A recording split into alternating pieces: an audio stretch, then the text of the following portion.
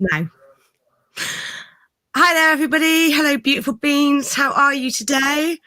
Can you hear us? Can you hear me? Can someone let me know in the chat if it's loud and clear? Just waiting for that loud and clear message. Someone in the chat, let me know.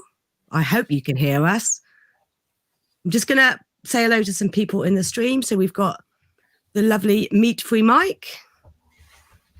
And we've got, the rules. Thank you very, very much. I'm glad you can hear us. Love the rules. We've got Bohemian Bee. We've got the Vegan Mooncat. We've got I'm Easy Vegan and Harrod. Hello, darling. So I want to welcome the wonderful Mary to my channel, to Vegan Pixie Warrior. How are you today? I'm fine. I'm very well, thank you. Yes. Good. Yeah, very well. So the reason you're on today is we are doing a 24-hour marathon stream across a bunch of just different YouTube channels. And this was inspired by a video that you shared this week with regards to a post about some money and some of the difficulty. So we're going to do a quick interview and we'll move on to that later. But I just want to say thank you for all that you do for your animals at Dean Farm. And I think you're an inspiration to so many people, that especially the people that visit and come there regularly. So can you give me a bit of a history about the sanctuary and what inspired you to set it up? Yeah, first of all, I would just like to say thank you so much for putting this on. It's absolutely incredible that everyone is supporting us, but thank you so much, Rebecca, for creating this 24-hour stream, and everyone who's taking part in it. I'm so very grateful for your support, and I'm sure it's going to be a fantastic 24 hours. What inspired me in a nutshell is back in 2003, I was decided on a life change, and I wasn't vegan then, I was a meat eater, although one of these free-range organic meat eaters. And I started I started doing research into I think factory farming and how animals are used, because I wanted to go and work for a charity, either environmental or animal.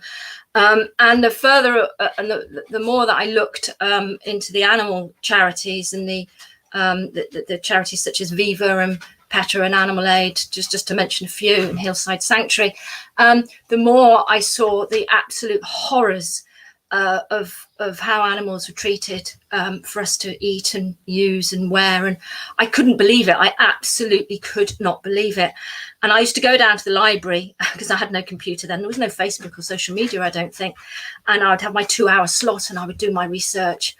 And it got to the point that the more research I did, I could not turn my back. I thought I either have to stop eating meat now and do something, or turn this off and not carry on looking at these terrible ways that animals are used for us to use however we want. So I decided I needed to do something, and I had this harebrained idea, I suppose, of wanting to set up an animal sanctuary and to show people how beautiful and individual these animals that we eat and do such awful things to are actually no different from our cats and dogs and animals that we class as pets. And I also wanted to then open the doors. My idea was to the sanctuary and invite people in, so they too could connect and they too could feel what I had felt. And I thought if they feel how I felt after seeing all these atrocities, they too would want to turn vegan. Of course, I turned vegan very, very quickly after doing my research. So I then went on a quest for nearly 10 years to work and raise money, obviously to open up a sanctuary. And in 2007, we registered Dean Farm Trust as a sanctuary, but it wasn't until 2013 that we could actually start to rescue animals and get the land. And initially, I ran it from my home, and then in 2016, we got some funds to be able to move up to this beautiful site in Shire Newton. So the reason I set it up was I looked into where my meat and everything else was coming from, saw the truth behind it, and it made me then allowed me to make a an informed choice of what I wanted to do, and that's what I did. It was as simple. It was as simple as that. And from that, from what I saw, I thought everyone has compassion in them. Everyone, if they knew the truth, if they knew what goes on, they too would want to live this compassionate vegan lifestyle, which is actually free. You know, it's free to be vegan. So why not do it? So that's, sorry, Rebecca, that's fine. That's what inspired me. That's what started me on this journey.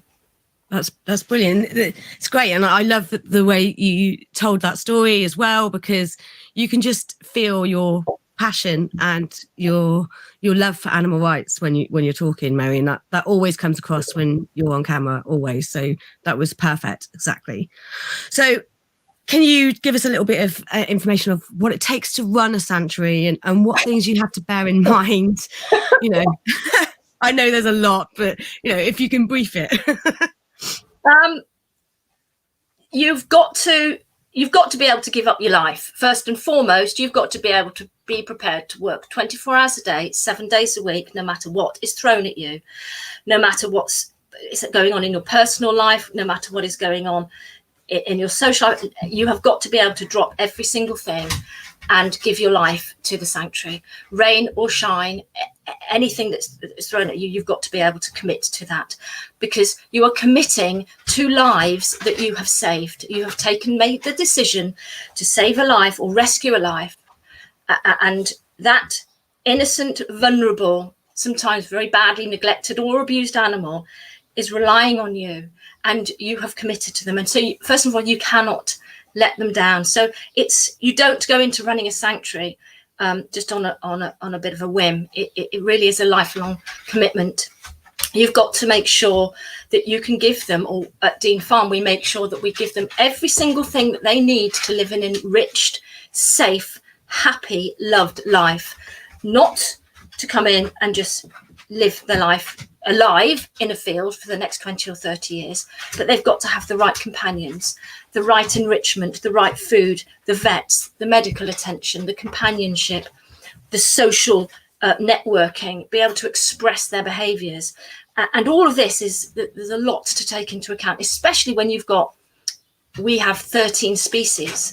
So you're not like, should I say, a farmer who maybe is a sheep farmer and learns about sheep. We've got 12 species that you've got to really understand how they work, physically, emotionally, medically, the whole, and then watch them individually as individuals, because just because a sheep is a sheep doesn't mean all sheep are the same.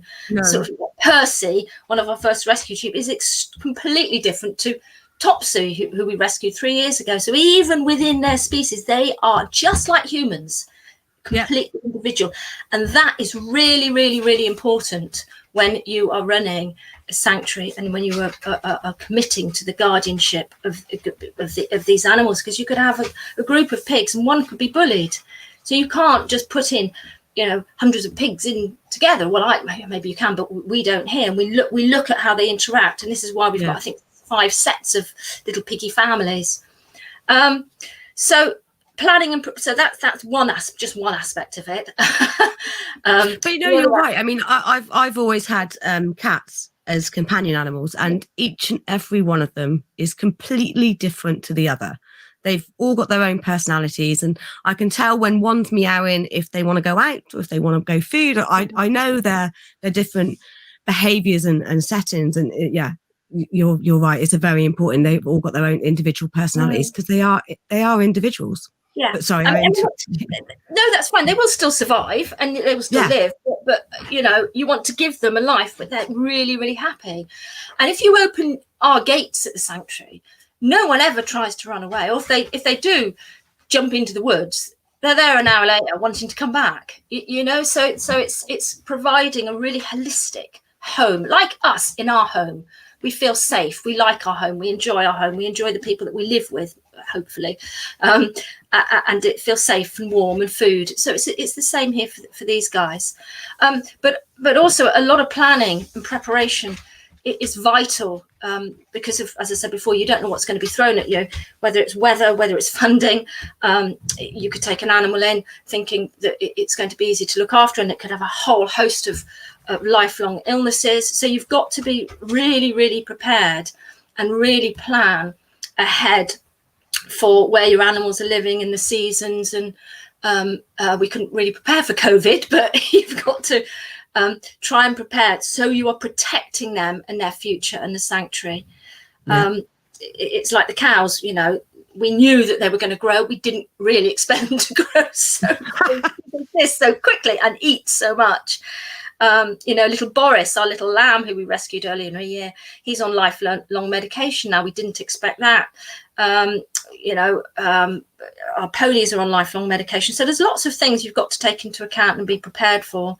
And risk management as well. The risk and biosecurity and safety of all of the animals is really important. I think some people sometimes don't realise that looking after their home is as important as looking after them, because if the fences aren't right, then they can hurt themselves and you know, fatally hurt themselves. So they've got to have the right shelters. They've got to have the right fencing. We've got to have the right tracks to be able to get to them, and the right water and all these bits and pieces. Like in our home, you know, we wouldn't just want to live in four walls. You know, you've got to prepare. So there's a lot involved in looking after the animals, the right volunteers, and you know, we've got a small staff team here. We've got to have the right consultants and the right vets and everything really. So there's a lot involved in running a sanctuary, an awful lot. Definitely. It sounds, I mean, I think it's every vegan's dream is to have a sanctuary, but you have to be committed and you have to be prepared about what you're going to be doing. I mean, having a child, bringing a human child into the world is a full-time job. And that, you know, that's 18 years of your life, and it's exactly the same, but you've got loads of children to look after at Dream Farm. They're all your children. Yeah, they are. So how have you managed through? No, that's okay. How have you managed through COVID then? What's this last year and a half been like? So we were really prepared last year, because every year, we've only been here 4 years, so every year we're pushing a bit more to be open a little bit more, because as I said at the beginning, it's not just the rescuing and looking after animals. We really, really want to promote compassionate living, and by that we open our doors. People come into the sanctuary, they connect with the animals, they wander around their home, then they can eat sort of lovely vegan hot dogs and burgers and ice cream. We don't charge very much for people to come in, and they then go away after giving some corn maybe to our hens, or listening to Tina sing, or having some belly rubs with Kit or Jessie, and meat eaters will come in, and then they 2 or 3 hours later leave and think, oh my lord, this is just amazing, and they'll think the next time they have a bacon sandwich. And we were really, our 4th year was last year, or 3rd year, and we were opening more and more each year as we put more infrastructure in, you know, health and safety wise, and so last year was going to be a really big year for us to try and open our doors as much as possible, because it had been so successful in promoting veganism and compassion, and we were getting more and more followers and more of the local community and the vegan community coming to see us. So when COVID hit, I think we had Valentine's Day booked, or it was Mother's Day in March, and we had all these events about to be launched out right throughout the summer, the whole lot, and of course it just absolutely floored us right at the beginning of the year. So, which of course we weren't prepared for, and everyone else, I think, in the whole of the world was not prepared for COVID. And I know that so many people have struggled and suffered because of it, it's devastating. So I had to think of some contingency plans, and so we thought, well, people can't come to us, so let's bring the sanctuary to people. So we try to do as much virtual stuff as possible. It's really difficult here because we have very poor Wi-Fi, so we can't do lots of live Facebook around the sanctuary, which is a shame. But we did our best, and we tried to take the sanctuary out through our media channels as much as possible, getting people to fundraise, getting people involved, putting fundraisers together ourselves, and it worked. You know, we worked really, really hard. We had to stop all our volunteers. All of our outreach was gone. You know, we couldn't go to supermarkets. We couldn't do, you know, events, vegan events. We couldn't do street collections, all of that, and all this was, so not just being not open here, but even the volunteers that would go out and fundraise for us, they couldn't do that because of lockdown. So it hit us enormously. But we rallied together, and really the vegan community really supported us, and people put out fundraisers, and we did auctions and we did raffles, and we got through. We, you know, towards the end of the year, we thought, you know, great. And I think we opened again for a short period of time before lockdown came. So I think we were open for a month out of 9 months. So that was great. We had some wonderful support, and just up towards Christmas, you know, with lots of people buying things off our website, off our shop, lots more fundraisers. It was great. It was yeah. We managed to get through. Yeah. What I didn't expect was we then went into lockdown. I think it was just middle of December. So, and we'd planned to be open for Christmas. We'd planned to have a number of events over Christmas and have our shop open and do some guided visits and you know, Santa and our donkeys and lots of animals and lots of our residents in the barn for people to see, because I hadn't seen. So of course lockdown came again, that stopped. On top of that, we had to obviously stop our volunteers coming in. On top of that, then we had extreme weather of winds and rains. We lost a couple of our field shelters, which meant that some of our residents couldn't use those paddocks. So with that, then some of our animals had to come in sooner than we had thought. We had a number of very poorly residents as well, and also our cows had to be brought in. So there was about 6 or 7 things that just had knock-on effects, all came at once. I was then working on the shop floor an awful lot, as opposed to fundraising, you know, because we had no volunteers and because of the extreme challenging conditions we were working in. We were very short staffed, so we were working, and so of course I couldn't fundraise. And obviously, as a registered charity, we have no government funding. There's no funding through COVID for farm animal sanctuaries, or should I say that's going to be held in Parliament on Monday. I think there's a hearing to say, please, can we have some COVID crisis appeals for animal sanctuaries, because they do have crisis funds, I think, for zoos and aquariums and farms and, you know, the hunt and all these, but not for animal sanctuaries. But hopefully something will happen next year. But so these things knocked on, and it was just over a week ago or 2 weeks ago.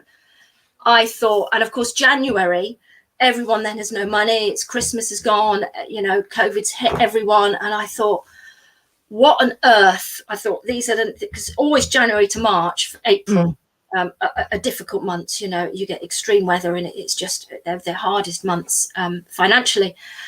And I thought last week, right, we are going to struggle with food and bedding. And I never, ever put out, you know, I'll put out maybe a plea for a bit of fencing or some water or something. But I thought I need to put out a plea and ask people to help us through this period. Because obviously, as I said before, we are committed. I'm their guardians. And I cannot let these animals not have enough to eat, not have warm bedding, not have the medications. So I thought I need to put out a plea. I need to ask for help.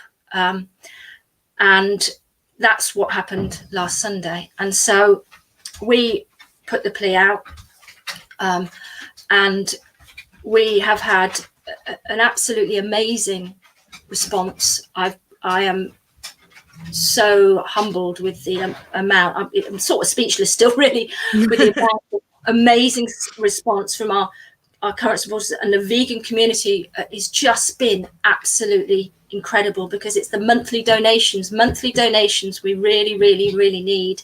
Yeah. So, and monthly donations, instead of going out for that coffee, put that £1 or £2 a month that you would, you know, for that coffee that you're going to have at Starbucks or Costa or wherever, and pop it on a monthly Patreon or your PayPal account. I mean, just for everybody that is watching, in the description of this video, if you have a look, there's all the different ways that you can donate to the Dean Farm. I mean, one of the ways that I do is I've got a monthly donation set up, and I've also got my Amazon set up for Smile to donate to Dean Farm. So there are so many little ways, and you don't have to do a big donation. Every penny counts, every single penny. Sorry, I interrupted you. No, that's right, Rebecca. Absolutely. And with nearly 12,000 followers, you know, if everyone just gave £1 a month, that would just, is that right? My figure's right there, but that would just be so helpful. And as you say, with Amazon, we have had, and I will be showing a little bit later on our Facebook and Instagram accounts, the gifts that we've had from Amazon have just been absolutely overwhelming. And I'm just so grateful to every single person who's wanted to help us, because you're helping exactly what I said right at the beginning, I suppose. These are individual lives that I've committed to. So every penny that you give, you are helping them. You are helping that. You're helping little Percy, and you're helping Boris, and you're helping Billy. I mean, if you look at Billy's story, he's one of our first rescued pigs. Just atrocious, you know, an organic, free-range farm. And if you look at his story and look at his neglect that he suffered, and so many of you support Billy, but what I'm saying is your pounds will, £1 or £5 will help directly help Billy, which is just incredible.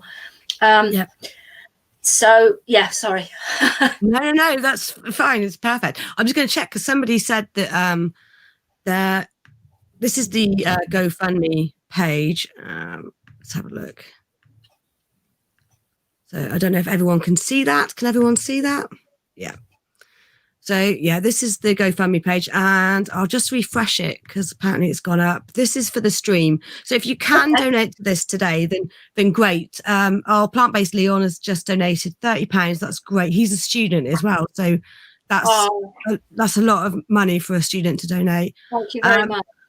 So whatever you can donate today to that, then brilliant. But don't forget that if you do donate to that today, set up like a £1 monthly donation. Like, if you can donate more, than great, but every pound counts. And not just for looking after those animals, but for other animals, because like Mary said, you get a lot of meat eaters coming to the farm, and they make that connection. So, you know, let's support, you know, Dean Farm is such an educational place to be. And I've learned so much. My little visits going there. And I visited after the first lockdown with my friend Gail, a mutual friend of ours, Gail. Yeah. Gail. So yeah, as you're saying, if I go back on that, you're right. Our residents, I suppose, are what's the word?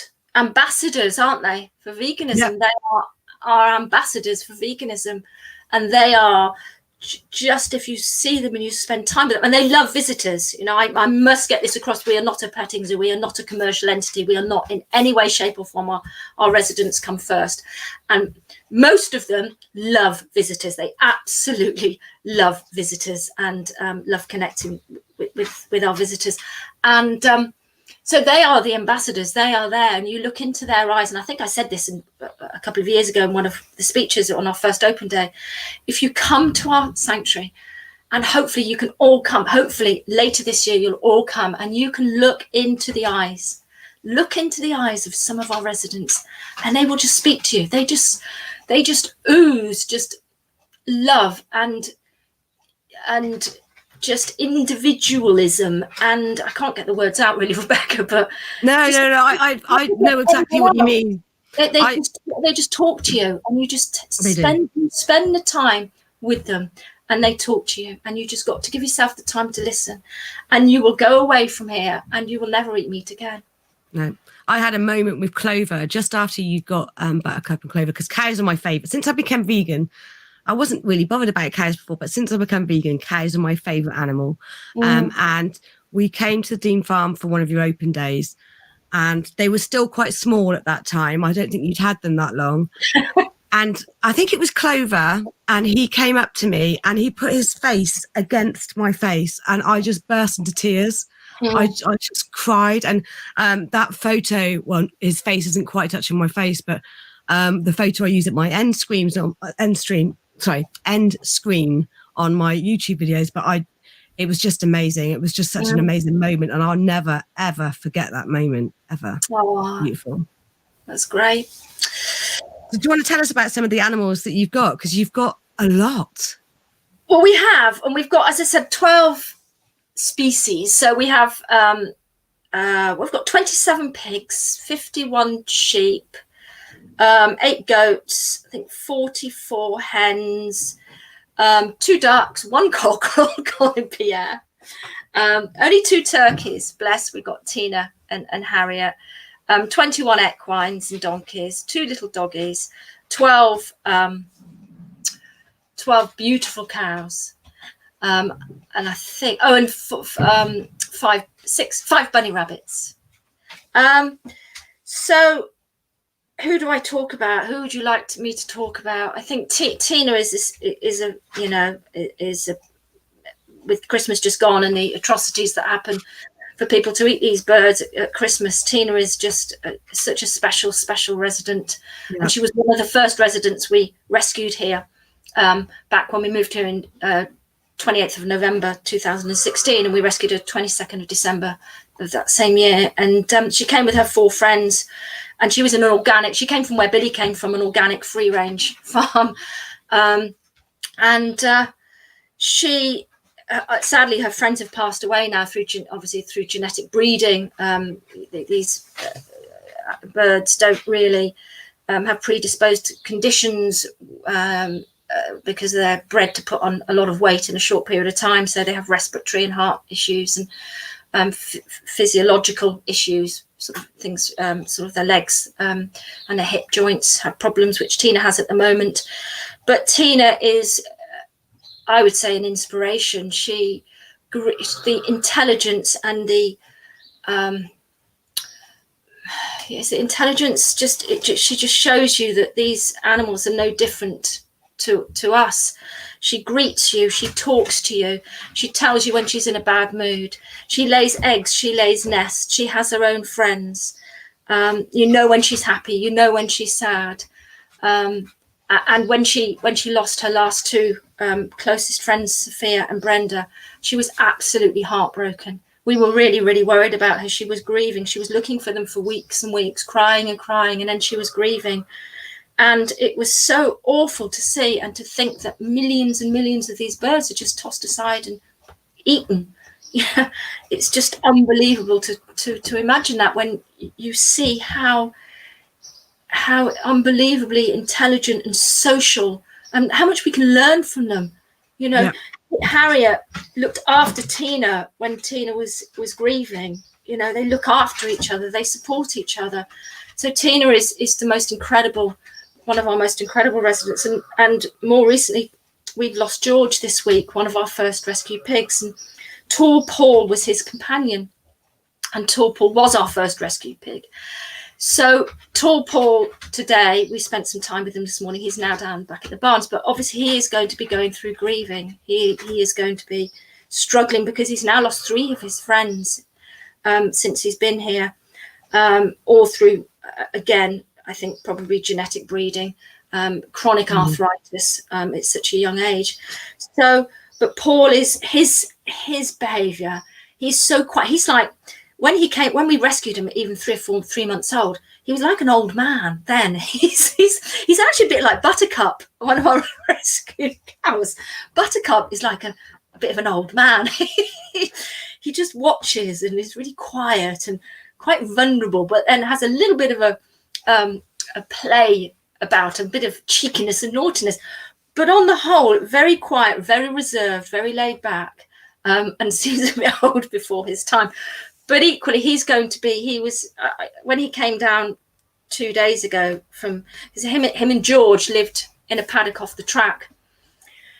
And obviously when George passed away, we thought we can't really put Paul in with any of our other pigs because he's too, he's very, not frail, but he's what's the word? Timid, very timid.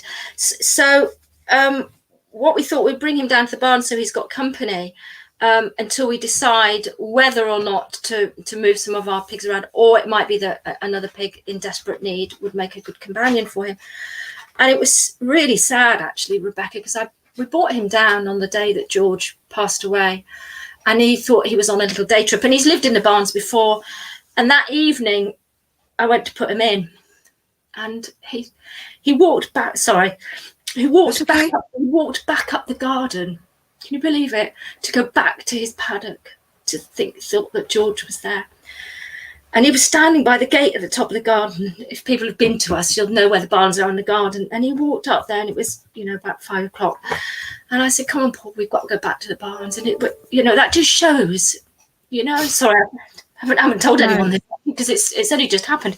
But that actually just shows, No, it does. I mean, again, going back to the cats that we've had, we lost one between Christmas and New Year, and it was very, very sudden. He just collapsed, and he was fine in the morning, and then 2 hours later his back legs had gone, and he had an embolism, and we had to put him to sleep. But our other 2 cats, especially Ziggy, she and Soba were best friends, and she's still, it's a couple of weeks, and she's still looking for him everywhere. So and she's kind of taken, he was the one that would come into our bed and lie with us in the morning, and she started doing that. It's really weird because she's obviously wanting to be close to us, and she's wanting some comfort because she's missing her friend. And so you're right to get upset. I always, another cat of mine died years ago. He had a tumor and he was really poorly, and I went into work the next day after putting him to sleep at 10 o'clock at night, and my boss said, why are you here? What are you doing? And I've never had that before. And this is before I was vegan as well. But I've never, I didn't want to, I thought I'd be silly taking time off for losing a companion animal. But I should have done, because it took me, and he's been gone for 5 years, and I still think about him and mourn him. So no, everything you're feeling is completely normal, especially all the love and care you put in, and the time that you give to these animals. And I know you don't begrudge them any of it. Like, you can tell that you truly, truly care about them. Yeah, well, as I say here, we don't just rescue and that's it, rescue and off you go. It's that they have to have lifelong care, and a lot of that is emotional support as well. Making sure emotionally, it's like when we lost our donkey a few years ago, one of our donkeys, we knew that his companion would be devastated. So we had to really keep a very close eye on him. You can't just, assume they're going to be okay. But that's the beauty, I suppose. We don't have so many. We've got 62 acres here, and we've got 185 residents. Our cows need probably 20 acres, and they move around. All our residents move around to different paddocks for enrichment and to look after their pasture. Equally, we don't, we work with the natural environment. So we want to plant wildflower meadows and look after the hedgerows. We don't just use the land to rescue all these animals and then push all the natural habitat out. No. So it's really, really important to look after the natural habitat, look after the land, grow trees, have flowers, vegetables, herbs, trees, so the whole environment is extremely holistic. It's not for us to come and take this land and just put rescued animals on it. Everyone is got to live together here. Whether it's all of us, we're in their home, looking after their home. Really, it's not our home, it's their home, and we're here to look after it and to share it. But they call the shots, really. If they get fed up in a paddock, like in a minute, I'm going out and moving some of our ponies around.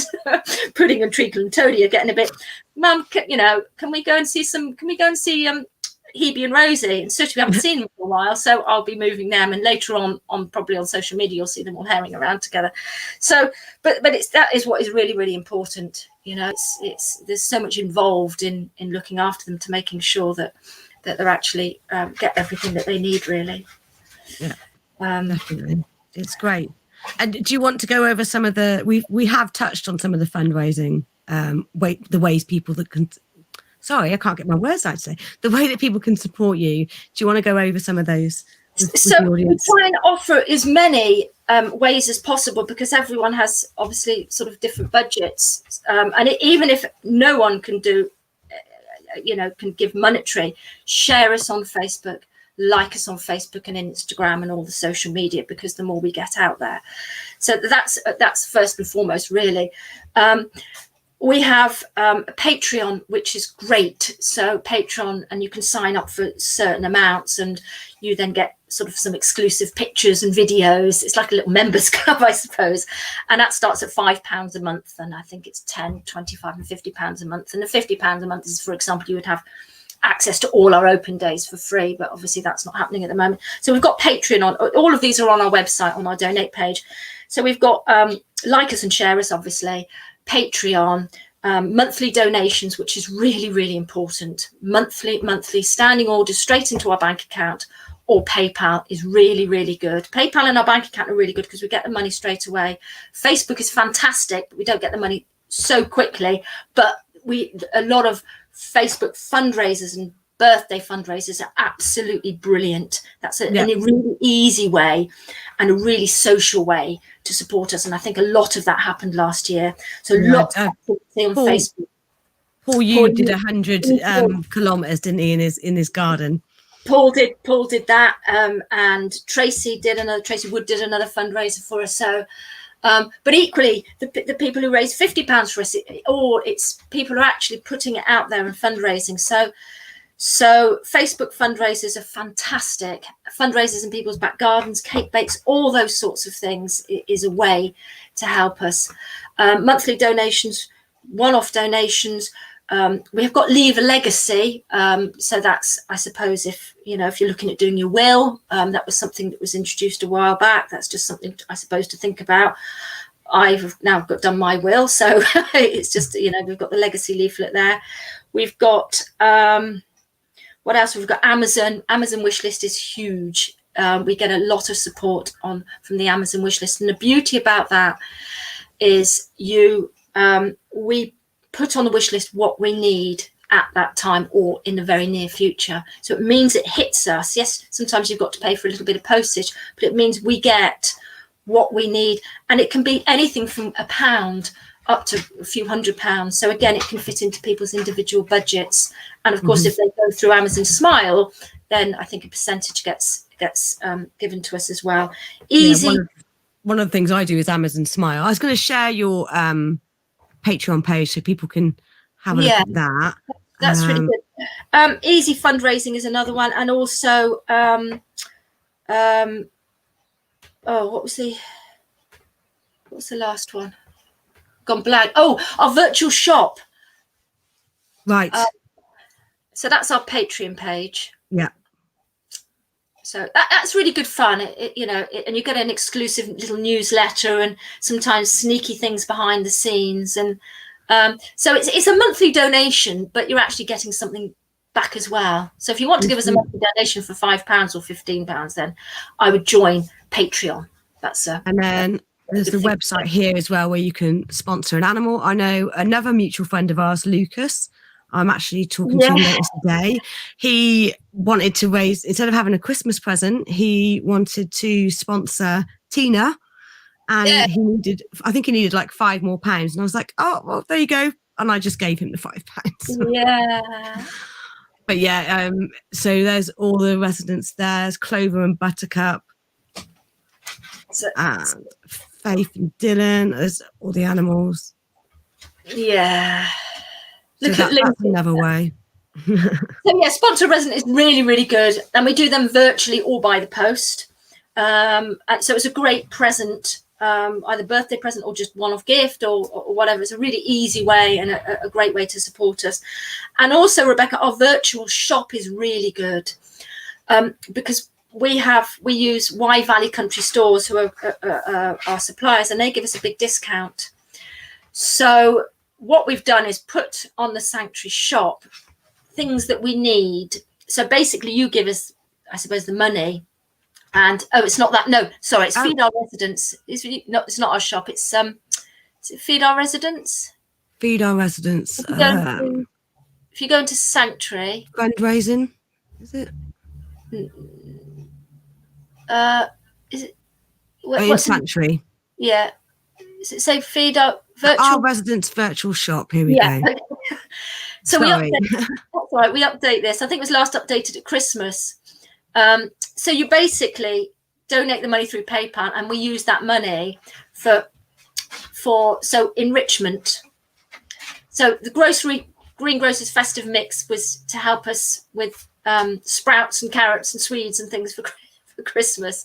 And then if you go further down, you'll see things that we get from Wye Valley. So it means you give us the money and then we go and buy the product, as opposed to you buying the product off. So we've got the prices of what things cost. That's a great idea. I didn't know about that. That's really good. This is really, so these are the food products that we buy for our residents and the cost of them, which is great, really. I think it's so good to be transparent with where people's money go as well, and they know exactly what things cost and how much how much you need, and when you add all those costs up for how many animals, 183. Yeah, it's very surprising how much you spend a week on feed. It's I think about £300 or £400 on feed a week. And that does fluctuate. Vets bills are huge. Vets bills are medication. They are. And if you get a month of having loads and loads of dentals for the ponies, I mean, it's the equines that their bills are very, very high. But that can easily be a £2,000 or £3,000 bill for 1 month. You don't get that very often, but on average, you're looking at about £1,000 to £1,500 a month in vets bills if you average that over a 12-month period. Yeah. But that's something else you have to keep in mind when you're running a sanctuary. And this is, this is why you were saying you plan your budget, you know where you're going to be. And then obviously this winter was particularly difficult, especially with COVID and not being able to raise funds. Because like you said, your visits for the day visits, it's not much, is it? It's like £5, I think, if that. Usually £5 we charge, but we do get a lot off the back of that. You see, people then come in and then they buy a lot from the shop. And then they start following us on Facebook and give us donations. So it's a lot of knock on from so we give people the experience, and they sort of go away and they do fall in love with the place, I suppose. And we get a lot of repeat people coming back, but it does bring a lot of funds in, an awful lot of funds, especially from the shop and sponsorship packs and the hoodies and, the clothing and what have you. And you've got an amazing volunteer team, so that's another thing that you could do. If you can't donate, you could be a volunteer. Yes, absolutely. If you like the pouring rain and the mud and poo. Sorry. That's all right. You can say poo. I've had Grumpy Vegan Grandad say worse things on my channel, so it's fine. Don't worry. I mean, at the moment, the money is going to get us through to the end of April, just to be really, really clear. And it's for the hay and the straw, the feed, vets bills, all those essential things that we need to keep us going through April. What it will not be spent on is the other projects that we've had to put on hold. So we've got some emergency fencing that needs done. We desperately need a tractor. We'll probably put a fundraiser out for that later in the year, because a tractor, I can't believe after 6 years we still actually haven't got a tractor to the sanctuary. 62 acres we've got a little utility vehicle, and we've got a tiny tractor that cuts the grass sometimes in the summer, but we actually haven't got a tractor. So this money, I've just be really, really clear, as you say, it's transparency, is to get us through really to April, in the hope that we can then open. However, I'm looking at contingency plans at the moment. If we can't open in April, if it's going to be June or July, then we need to look at other forms of bringing more funds in to the sanctuary for the essential costs, and obviously these projects and essential equipment that is starting to jack back. This 24-hour stream today. Obviously not just me doing 24. I'm not doing 24 hours. I'm doing 2. But it's all over the world. So there's people in America, there's people in Australia, there's some pretty big YouTubers. Hench Herbivore is going to do an hour later this afternoon. And there is Slightly Crazy Vegan in Australia. She's got almost 200,000 subscribers on her channel. So hopefully word's going to get out. And I want to push it again, is that you can do a monthly subscription on the Patreon, or you can do it on the PayPal. The links are all in the description. Check it out, share the video. I'm happy for you to copy and paste all of the information in the description and share that out there and share Dean Farm's page. And it's just really important. Every single penny counts, but monthly donations are the ones I really want to stress and get out there. So £1 a month. That's fantastic. And some people pay direct into the bank account, Rebecca. Some people don't like PayPal or don't have PayPal accounts or what have you. So they can, our bank details on that donate page right at the bottom, our bank details are there. So if people prefer just to donate straight to the bank. And of course, then you've got no fees or anything like that, which is great. Okay, is that on this page or was it on? I'm just not sharing the screen and I'm looking at the website without sharing the screen. No, that one. So let's have a look. You click on the donate page. On the donate page. The button at the top, right at the top, there's a button. Oh, no. Right at the top. Yeah, got it. Donate help. Yep. Sorry. Yeah. That's right. If you press that and you scroll to this is a really good page because it shows how it gives people so many choices of how you can help us. And if you scroll to the bottom, you should see our bank details.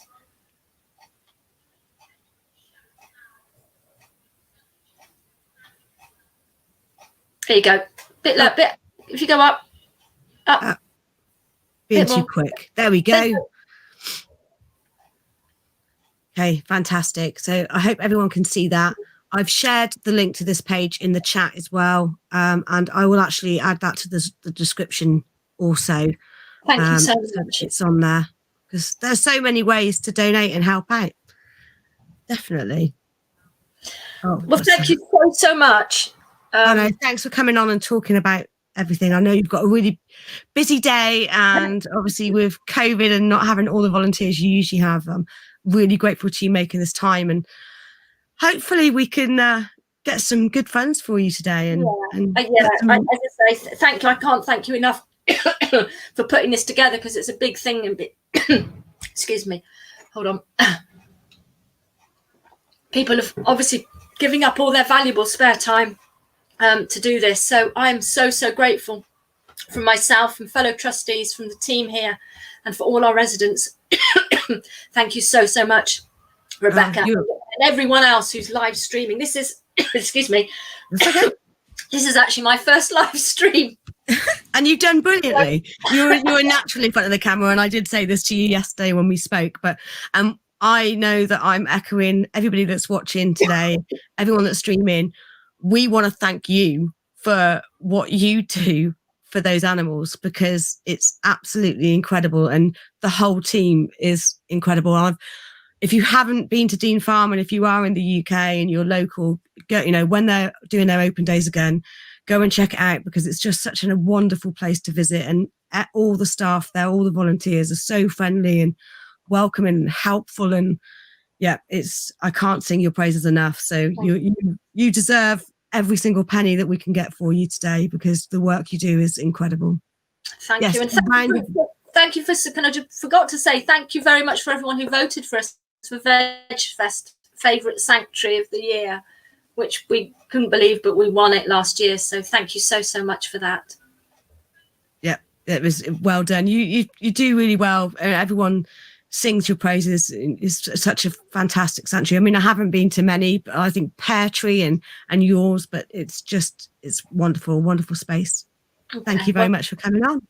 Thank you very much, Rebecca. And hopefully I look forward to looking at and watching some of your live stream in between looking after the residents today. Thank you very much. Yeah. Thank you. Bye. Bye-bye. Bye-bye. So everybody, that was amazing. Mary's fantastic. She's just absolutely lovely, isn't she? And yeah, round of applause for Mary. I hope everyone's clapping for her, because she's just awesome. Yes, I'm easy vegan. That's exactly what I just said. She is awesome. And yeah, Gail, do you know what I'm going to do? Because I've drunk too much tea and I've got like another hour to go. I'm going to play some videos and I'm going to pop off to the toilet because I need the loo. Yes, I said that live on screen. So I'm going to just put Mary's video on to share the plea.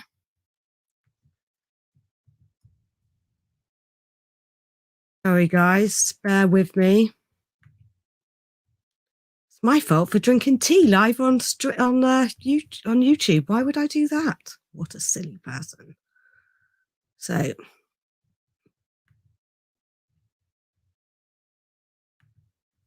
hoping that you'll be able to see this. I'm going to pause it. And this should cover me.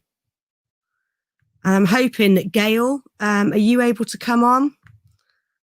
Right, here we go. Right, I'm going to play that and I'll be back.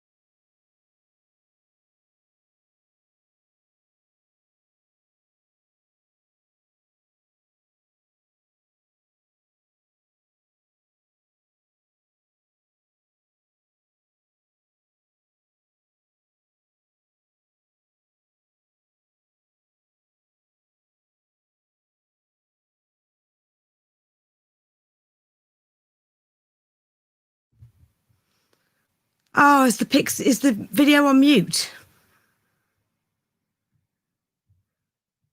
Can you hear it now?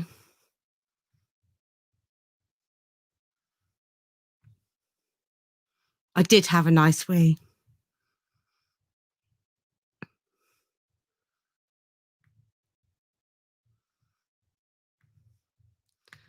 Right, guys, sorry about that. I obviously messed up that. You can hear it. So I'm going to play it again then. I'll share the screen and play it again. Because I think I muted my mic and then it muted everything. So let's try that again.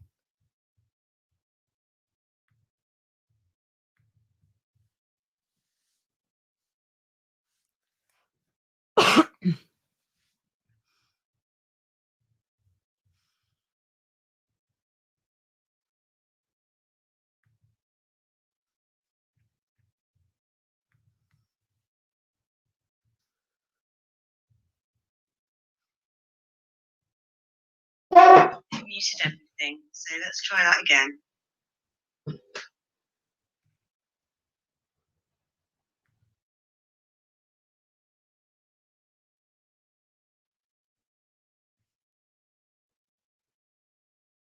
It's still muted.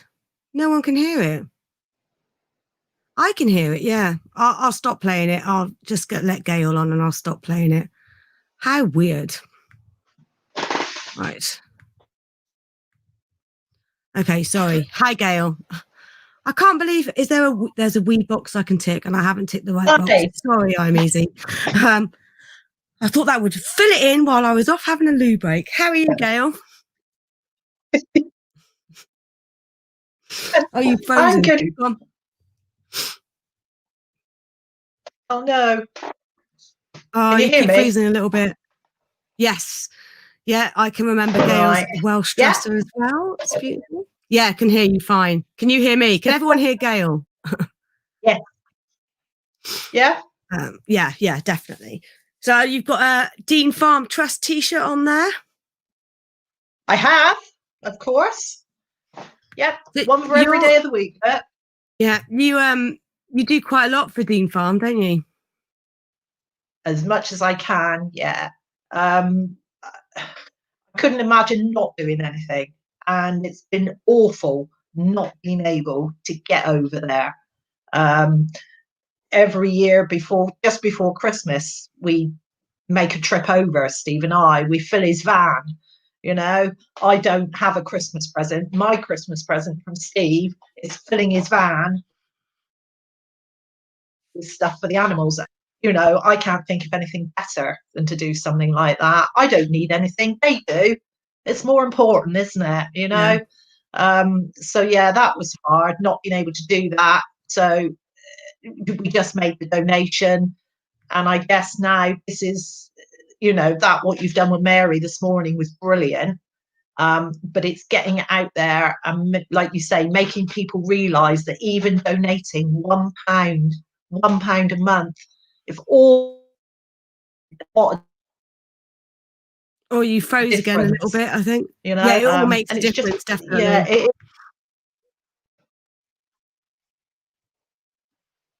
yeah, exactly. It does. So it's getting it out there. And I think once you've been somewhere like that and visited and seen those animals and how they could live and how they should live, that's the important bit. This is how they should be living, not how everybody sees them out in the fields. And I mean, I see the animals in the fields and everybody else, they wonderful. Oh, Gail, I see what's going to happen to them and the life they live. Your sound keeps cutting out a bit. I think my husband's watching. Hello, husband. We'll just wait for Gail to get into another position because it was cutting out a little bit. There's lots of love for you, Gail, by the way. There's lots of people saying, lovely, Gail. That is better, yeah. Hopefully it won't cut out again. Yeah. Right. Hopefully you can see me because I've moved to another room where the lighting's not quite so good, but we'll give this a go anyway. Is that better? Yeah, the sound's better, definitely. We can definitely hear you. Yeah, I've got such thick walls in this place. It's a nightmare with the reception. But yeah, this is just such an important event today. We really need people to realise what they need to do. Doesn't take a lot, does it? Like you said, that cup of coffee, Rebecca, don't have it. Don't have a cup of coffee. It's not going to kill you, is it? You know? So yeah, this is, it's just, like I said earlier, I just wish I lived closer. And I didn't have to work. I'd be there all the time helping these people. They need this help and they do everything they can. They really do. That's Mary's whole life, and a lot of the volunteers and the people that actually work there. It's their whole life, and I can understand why. I mean, as activists, like a lot of us are on here, we fight for these animals to try and save them. But then once they're saved, they need somewhere that's safe, and they're going to be looked after for the rest of their lives. Yeah. They rely on us for that. So it's all well and good going out there. It's such an important part being an activist, but then it's what happens to these animals after that. Yeah. And that is the bit that people need to realise. We need to support these sanctuaries, because if we're going to save the animals and they've got nowhere to go. Yeah. So, and that whole thing, why is the government not funding these places? But they're funding the hunt. Like, what? I was just going to say, I want to swear, but I'm not going to. You can swear. There is Anne Harrod's watching, but she'll be all right. She'll cope with the swearing. She watches Grumpy Vegan Grandad, so I'm sure she copes with swearing quite well. It just drives me fucking nuts. They're giving money to these fucking hunts. Yeah. My blood boils. My blood boils. Absolutely. And this is something that's so bloody important. Michelle Lowe agrees with you. Yeah. Yeah. And Michelle's fundraiser she's doing a fundraiser for Fiona Oakes' farm. Helen, I just wanted to point out that Helen said she's going to set up a small monthly amount. Can't afford much, but with all the things I donate to, that's fine, Helen. Even if it's like 50p or £1, it doesn't matter. This is we're all trying to get across in this 24-hour stream across all the channels. Please check out Michelle Lowe as well. She's going to be going on quite late tonight. I think it's 11:30, isn't it, Michelle? For 2 hours. Peace with Reese is on in the early hours of the morning as well. But all of us are going to be pushing the little amounts. You know, I'm Easy Vegan's going to be on tonight from 9:30 until 11:30. You know, share these videos around. You know, if you can't donate, if you can't afford to donate, then just share the Just Giving page. I'll share that again. Sorry, the GoFundMe page. Share the GoFundMe page. Share Dean Farm Trust's Facebook page. Share Mary's video that she did, you know, on Sunday. Share these streams that we're doing today. And there's a link tree in the description, and it's got everyone's times on there that, you know, everyone's going to be online over the next 24 hours. Share that. So if you can't donate £1 a month or £10 a month or whatever, you know, do the thing with regards to the wish list. So Amazon Smile, I've got Amazon Smile set up, and that donates for me. You know, I don't have to do anything. Every time I buy something from Amazon, it donates a small percentage. So there are so many things that you can do, and all the links are in the description, all of them.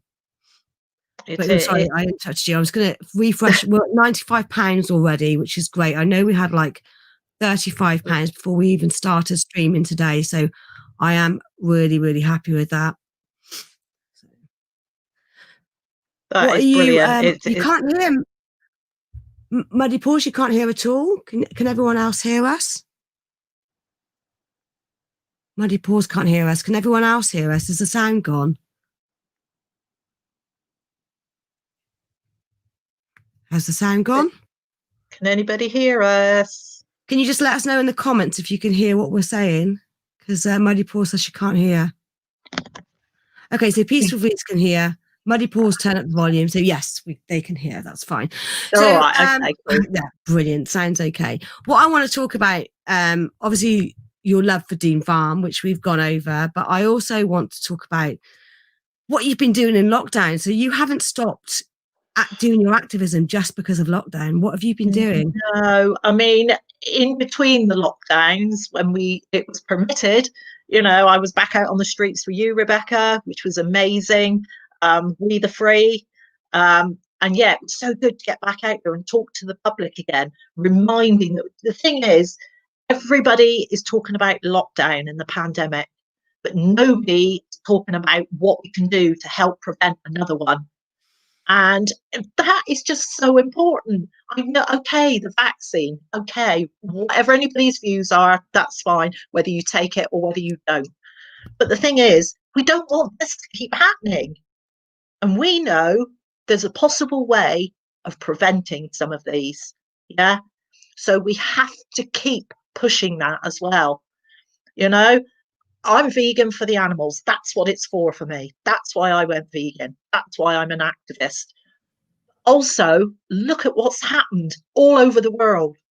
Yeah, it's not just our country, it's worldwide. So people really need to get out there and speak up, even on Facebook, on Twitter, on Instagram, whatever it is. They need to keep pushing the reasons that this is still happening and why it's happened. Yeah. But yeah, so getting out on the streets was brilliant. Just wearing your t-shirts. Yeah. Go shopping, hats, masks, t-shirts, hoodies. People will see the message. Yeah. Stickers. You can still do that. Putting posters up. I've printed posters, laminated them, put them up in car parks on the, you know, where you pay at the machine. I went back a week later, it was still there. That was a turkey one. That was over Christmas, you know, and you can get leaflets. I did turkey leaflet dropping through people's doors. Yeah. I put the Veganuary leaflet through with it, you know, so it's not just about not eating turkeys. Here's what you can do.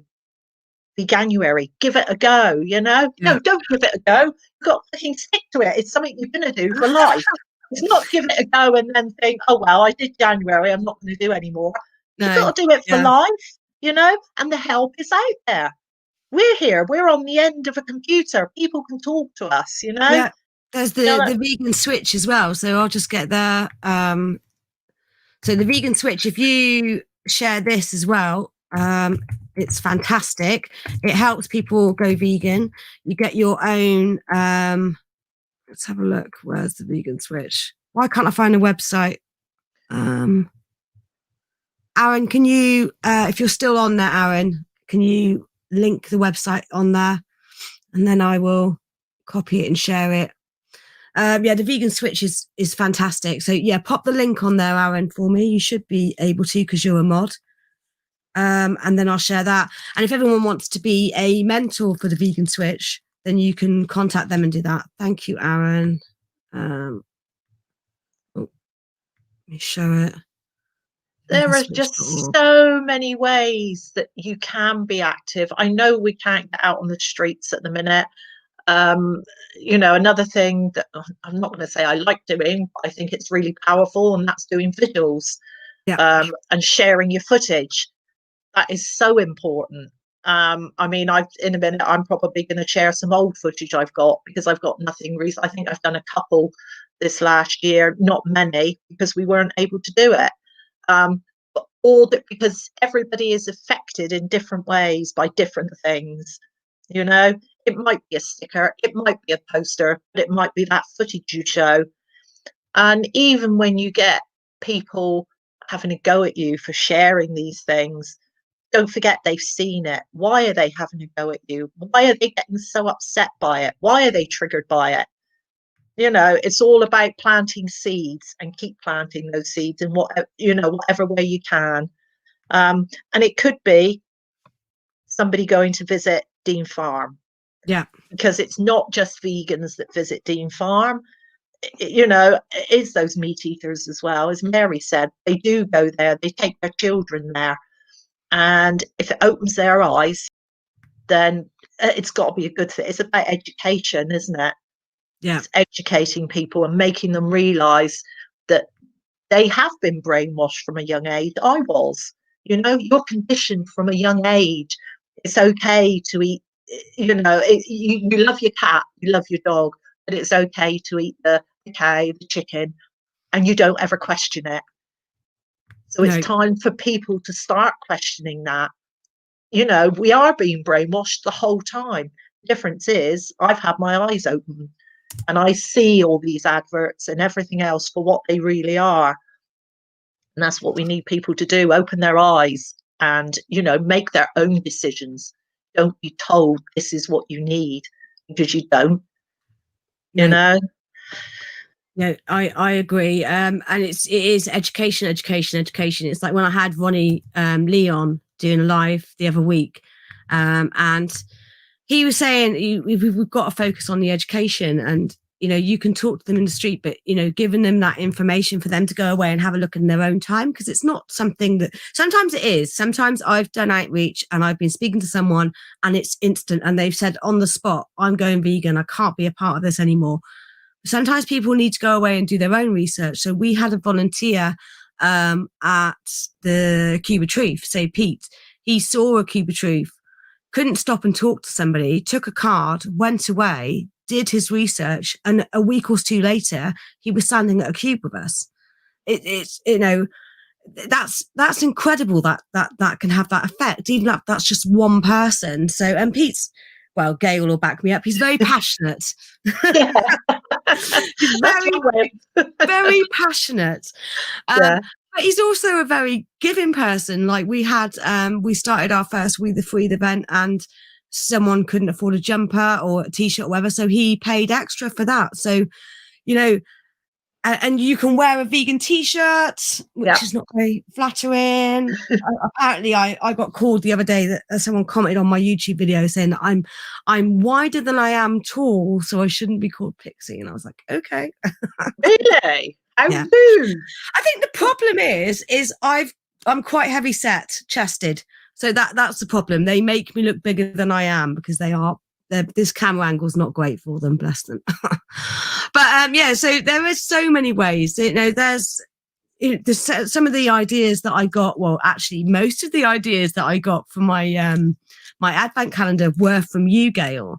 So sticking recipes in cards was a fantastic one. What was the other ones? I'm trying to think of there was loads. There were so many. Yeah, I did. I don't think I put. I'm trying to think what I did put in mine. I put little cards from somewhere. It wasn't recipes I did in the end. I put little cards in with information on in all the Christmas cards I wrote. And I haven't actually heard back about those, but it'd be interesting to know if anybody did, try and click onto the information and have a read. Maybe somebody did. Who knows? But some people that are quite anti it. Maybe won't say anything for a while, but then all of a sudden they come up and they go, oh, by the way. So I don't, even if I don't hear anything, I never ever give up on anything. I keep doing it because it's that, you have to keep. Thank you. Where's the spider? I can't see a spider on my chair.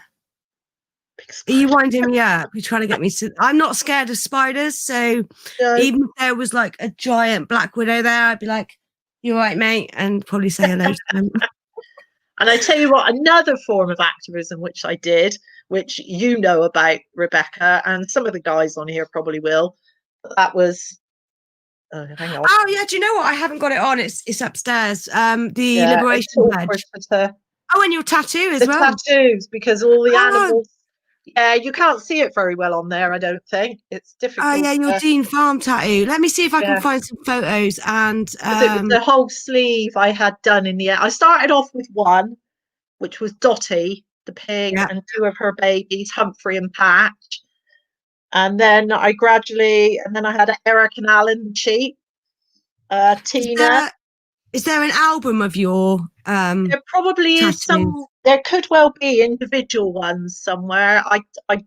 As I had them done, but it's now actually a full sleeve. So that, for me, in the summer, is a fantastic talking point. People are like, "Wow, I love you. I've never seen farm animals," and I'm like, "They're not farm. They're all rescued, and they've all got names. They're not. It's not random. They all mean something." And then people are really interested. So it's a brilliant, if you're brave enough to have tattoos done. But yeah, I love it. Photos now. There's a lot of Dean Farm photos on here. Can I just say? There's a lot. Yeah. So that again is a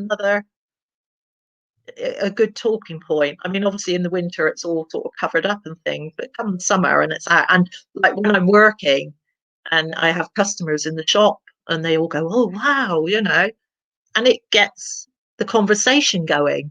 A nice way of talking about it as well. So, but it might not be on there, Rebecca. I know I did have a little video of Steve took my arm at one point after I'd had it done, but I don't know where that is now. Was that video posted on your Facebook page? Or? Probably, but a long time ago. I'm just scrolling through. All I can see is cubes, Dean Farm, and vigils. That's literally all I've got on here. Yeah. You are so active for the animals. You're such an inspiration. I'm going to have a look and see if maybe it's in. But I think when something means something, I mean, I didn't get my first tattoo until I was well into my 40s. Never even thought of it before. And it was just a little, like a daisy bracelet I had put on my wrist. Yeah. And then I saw a fundraiser with a local tattooist, and it was for these sort of random little tattoos, and it was raising money for St Giles's dog rescue. And I thought, I'll go along to that. All the little tattoos they had, I didn't want them, so I asked them if they would do the heart with the V with the leaf, and they put it in between my bracelet.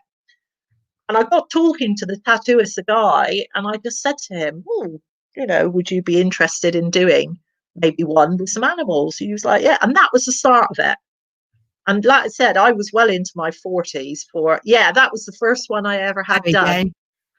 We've got one. And that was Dottie and Humphrey and Patch. And they lived at Dean Farm. The robin, it's a baby robin. And that was actually a photo. And these have all come from photos I've taken at the sanctuary. So, even a bee. And there's Eric and Alan, you can see, and I've got Tina, and so yeah. But it all means that the baby Robin was just they were born in the barn there at Dean Farm.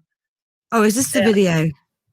Here we go. Well, you can just about, yeah, find it. So that was the brothers, the two goats that lived there, Eric and Alan, and one of the chooks on the back of my arm.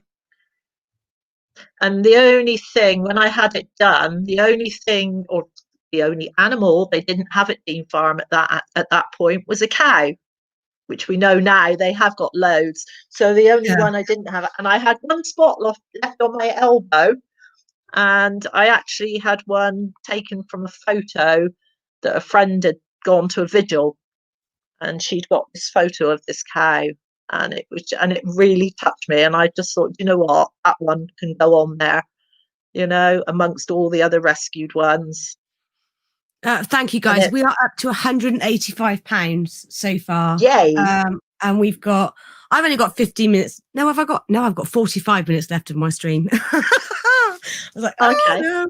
But no, yeah, she's going to run out of body space, I think. But I think you'll find some more space somewhere, won't you, Gail? Yeah, I will do eventually. I mean, it's not happening at the moment, is it? I think once we kind of get back to a normal, not the normal from before, because that wasn't. No. People need to look at their lives now. If we want to come out of this okay, then people really need to look at how they live their lives and what they do, you know, how they're contributing to what's happening now. And I've worked out how to do the Dean Farm video now, because I'm learning with this whole live streaming thing. So I'm going to pop Mary's video on so people that haven't seen it can see and hear and know why we are doing this today. Just going to pause that, put that back. So we go to share screen. Thanks for your donation, Bernie. Share audio. That's the box to tick. Right. Can everyone see that? Franklin, and I am the founder and trustee of Dean Farm Animal Sanctuary in Chepstow, South Wales.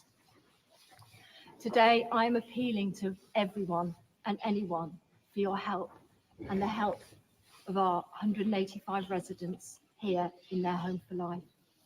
I've never done a video like this before. It's the first one I've ever done, but the sanctuary really, really needs some extra support at this time of year. We had hoped with all the fundraisers towards the end of last year and the generosity of everyone that we would be okay and get through till the springtime. However, as Christmas approached and the weather's got worse, it created a lot of issues here at the sanctuary. A lot of our animals are needing extra bedding, a lot are needing extra hay and feed. And we just did not envisage this. We also have many animals who are vulnerable on lots of medications once or twice a day. So we find ourselves in the middle of January in a really, really difficult situation. And we are appealing to anyone who can help us to get us through these next few months to April. As you can see, we've got our cows here, and they eat at least 3 or at least 2 large bales of hay a week. They are £25 a bale, and our other animals eat another one of our big bales.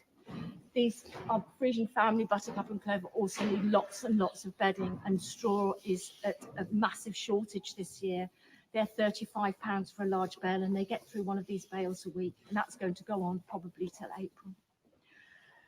Our ponies are eating hay, our donkeys are eating hay and feed. Our goats over here are inside because they've got sore feet and they're eating hay. We've got our turkeys and our hens in avian flu lockdown, so they have extra bedding and extra food.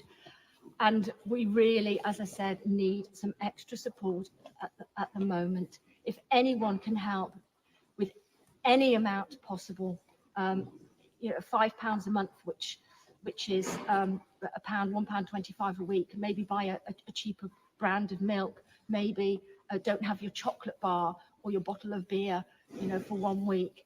But that would really, really help us to keep money coming in, and help look after these animals that you have actually saved. You, our supporters, have helped us save these animals, and now we've got to be able to look after them for the next few months. So if anyone can help, either a one-off donation or a monthly donation, that would be absolutely brilliant. We want to be able to open our doors again next year, or should I say this year. We want to be able to invite people in. We want to share beautiful Buttercup's story and Rusty Braveheart's story, who you guys rescued. We want you to see Tina, who's just next door on lockdown.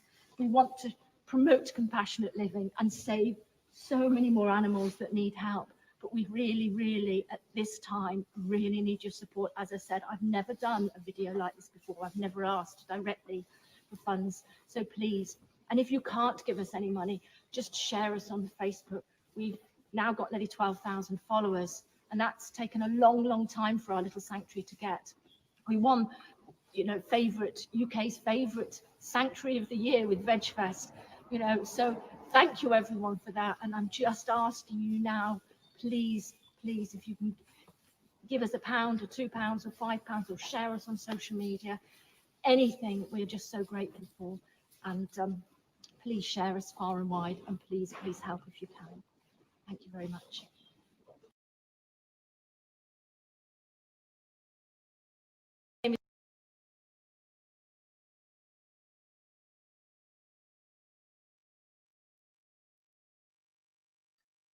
I can't hear you, Rebecca. Is that better? Yeah. I muted my mic as well as the StreamYard. So that's why we're doing this today. This is why so many YouTubers have come together.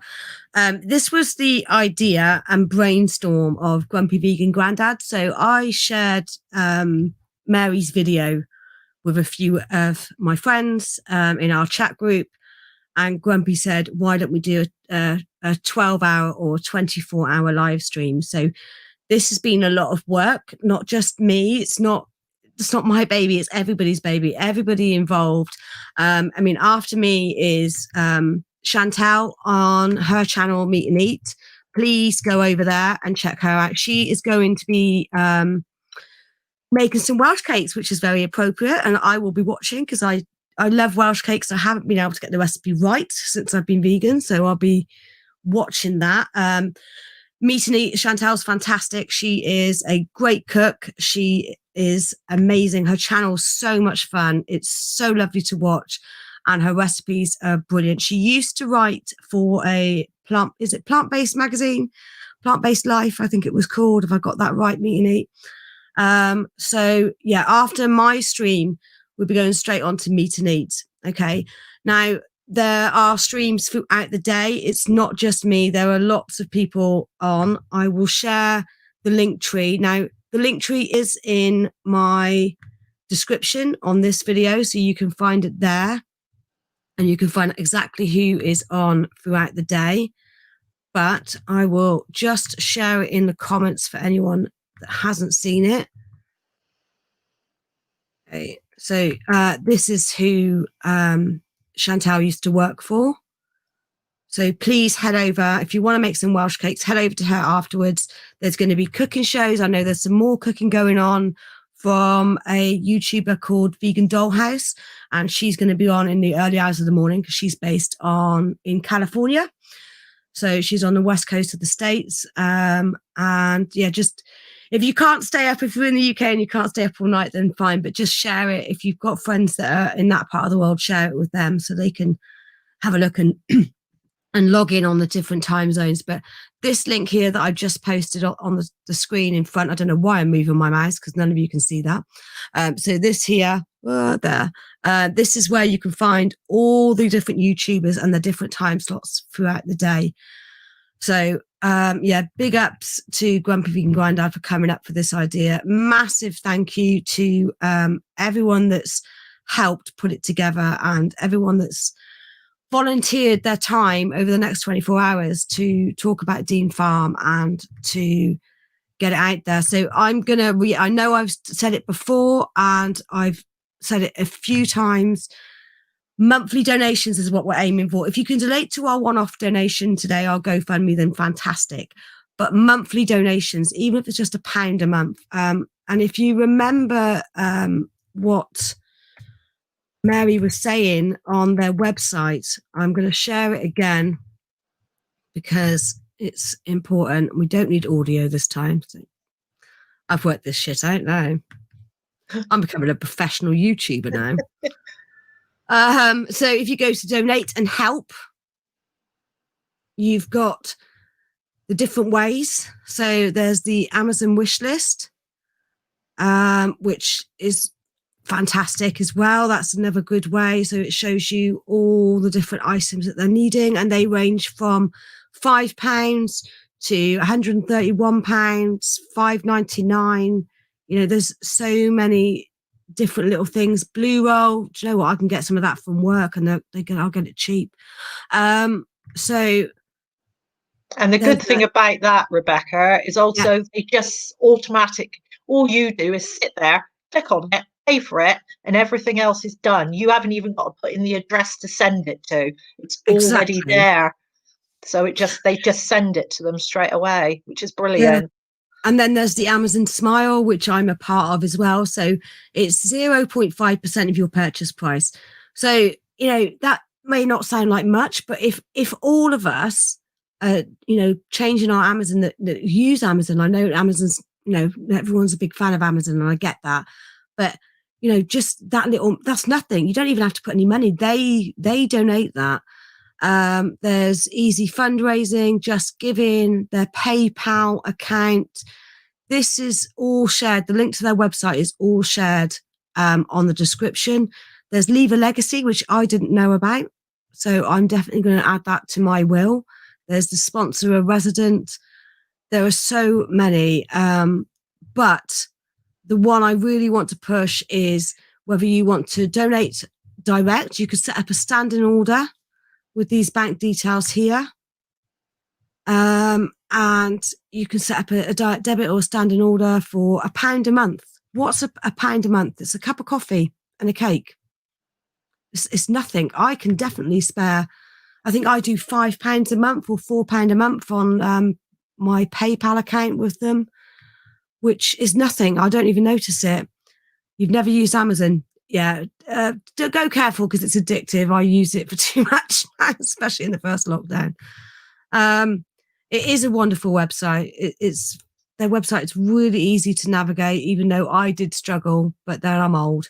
There is something for everyone's budget, piece of waste. You are right. So with our fundraiser at the moment, we're at £185, which is fantastic. So brilliant. Yeah, it's great. But the monthly donations, yeah, all the links are in the descriptions. Every YouTuber that's going to be on today, their links are in the descriptions for all the ways that you can donate.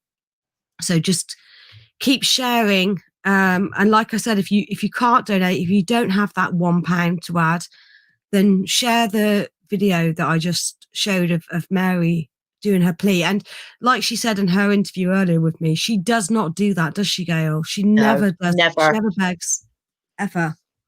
And it's not right. They are struggling. They shouldn't be. They're it's like we were saying, all these other places getting funding. Why aren't they? And it should happen automatically. Why can't it be put through quickly? Because they're struggling now. It's not going to be any good next year saying, okay, we'll start giving funding to the sanctuaries. Do it now. What's to stop them? Nothing. You know, these places need it, and it's so important. But I don't know. I just can't get inside people's heads. I know I've been there, and I was one of those. And I expect most of us were. I don't expect there's many of us on here that were born vegan. Although we're all born vegan, then just conditioned. But, so for nearly 50 years, I was one of those people. But once I'd seen something, how can you turn your back on it? That's what I don't understand. As soon as I knew and I saw these things, that was it. Yeah. How it was just, you know, it was going to happen. There was nothing that was going to stop me, and nothing stopped me now. So I just don't get how people have not, or they have got that compassion in them, but they just don't open up enough and accept that they're too scared to change. But when you go to a sanctuary like Dean Farm, and then you see those animals, you've seen them, Rebecca, and it's I love it. yeah. I need to go. I need to go with you though a bit more often because you get backstage access. yeah, I am lucky. You are lucky. Very, very lucky. But I think, especially when we do a lot of activism and we see the animals at farms, at slaughterhouses, you need somewhere like Dean Farm as well to try and balance that out. Yeah, to give you a better definitely. perspective and to get you grounded, because to see some of the things we see is horrendous and you can't keep doing that to yourself. So to be able to go to Dean Farm and see those animals is magical, isn't it? I say, you know, it is. It's because they're all so happy. Yeah.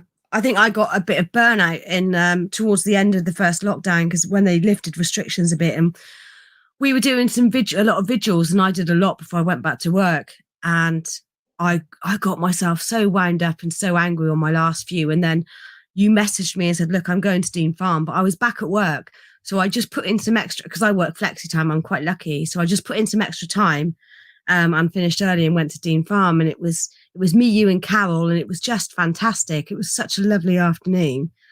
Really, really good. Yeah, so for any of you that haven't been, as soon as it's, you know, as soon as we come out of the lockdown and you're able to go, please go and take people with you. Take non-vegans with you. That's I took some non-vegans with me, but it didn't work. But never mind. No. But you've planted a seed, Rebecca. Yeah. You know, if they then see something else and then they start adding it all up together, it's like I said, even if people don't respond to certain things you do or say, you never give up, because, you know, people do change eventually. It might take a long time. So the more of us that are out there doing it, the better chance we've got of changing people. Definitely. I'm glad you think so, vegan vlogger, and thanks for coming on and watching and supporting, and share the streams, you know, share the streams. So it's been ages since I'm going to put the link tree on again, and I'm going to share Meet with Eats link again, so make sure you go to that afterwards. The link is in my description as well. I know I keep pushing this, but we just have to keep sharing these, you know, because someone might not have tuned into ours and they might want to learn how to make Welsh cakes. Welsh cakes are very Moorish and very addictive. I will be definitely watching Chantal after. Chantal she's so beautiful. She's really good. She's a fantastic YouTuber. She's just recently hit 100 subs. So let's all sub, you know, and support these different YouTubers, especially the ones that are giving up their time to try and help Dean Farm. It's so important, you know.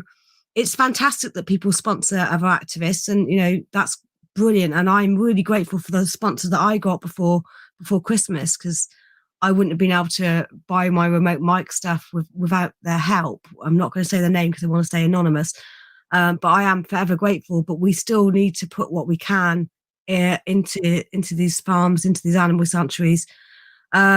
There's another one that's near me, which I know, Defender of Animals is someone you should definitely check out. Their website, they donate 100% of their profits to two animal sanctuaries. Peachtree, which is near me in Somerset, near Bath. That's an amazing little sanctuary. They're really small, but they're fantastic. And I volunteered there for the day, and we put the pigs to sleep, and oh my God, not to sleep. We put them to bed. But it was just such a beautiful, beautiful day. And it was hard work, and we mucked out all day, but it was fantastic. And yeah, Dean Farm, and just sponsor all these lovely places. But yeah, check out Defender of Animals clothing to buy some vegan t-shirts or vegan hoodies, and that money will go directly into helping out an animal sanctuary, which is really, really good. And the other thing I like to say, especially not all sanctuaries are the same, although they're all saving animals, which is absolute, and giving them a home. I struggle sometimes with some of those that just keep saying yes to people and taking in animals, and then they can't afford to look after them. Yeah. And it's got to be one of the hardest things in the world to say no. But there are times, and in fact, I think if you talk to Mary, she's probably said to you, Rebecca, you phone calls every day to take in animals, but you know you have to say no. Yeah. You cannot keep saying yes. I mean, if you look at now, they've done amazing up until now, and now, like she said, they do need help with the feed, with the overwintering, all the feed they need when they're in the barns. They're not out in the fields where they're eating the grass all summer, and so it's got to be hard to say no, but you have to be practical as well. So the more help we can give these places, like Dean Farm, then they can keep saying yes. But they can't say yes if we don't support them. No, the money doesn't come from nowhere. No, it doesn't. And this is what I loved about talking to Mary earlier, and why it was so important for her to touch on everything that's involved in running a sanctuary. So all the drugs and the vet bills and the feed and things like that, and the problems that they've had with regards to COVID and not being able to open up for their open days and the winter months. Yeah. And they had, she has looked ahead and she's gone, right, this is what we can afford. This is what we need. This is what we've got coming in.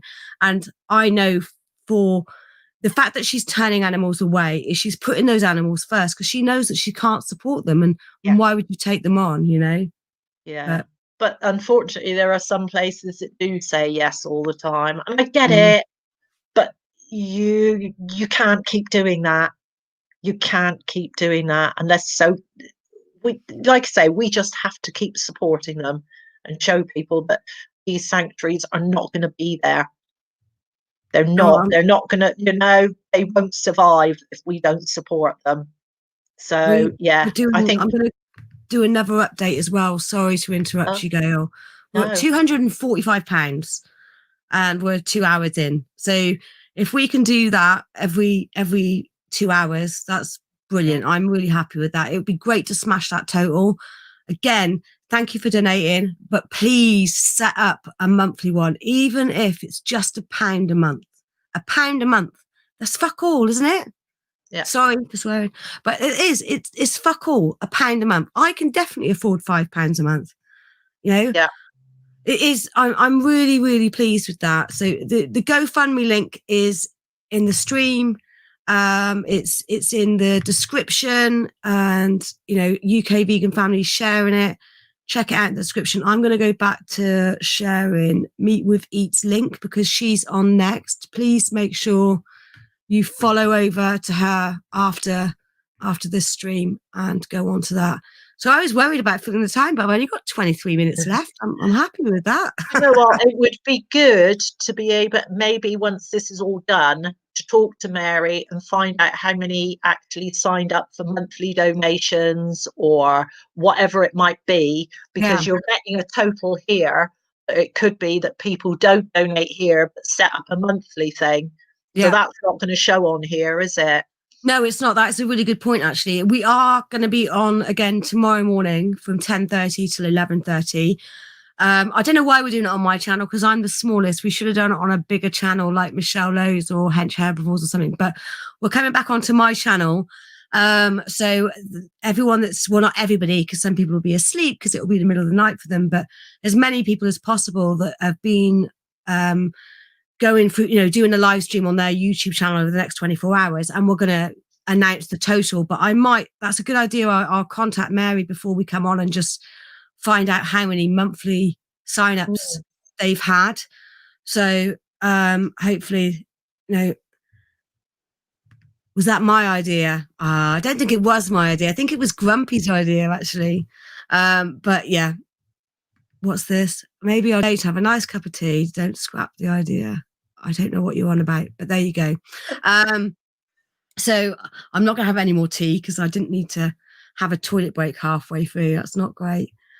But yeah, I'm just really grateful to everybody that's watching and everyone that's donated so far. This is just absolutely brilliant. I'm really happy with that.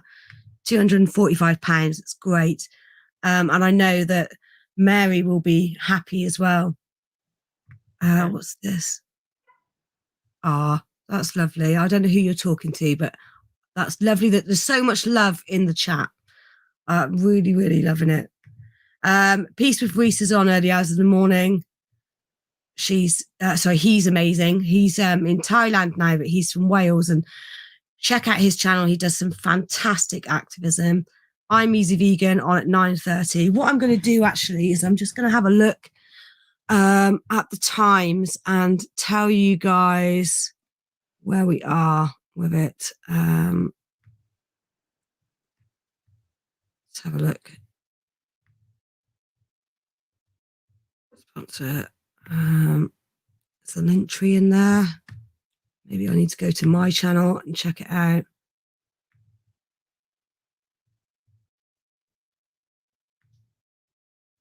Oh. So, link tree. Here we go. So, I'm going to share the screen again and change it.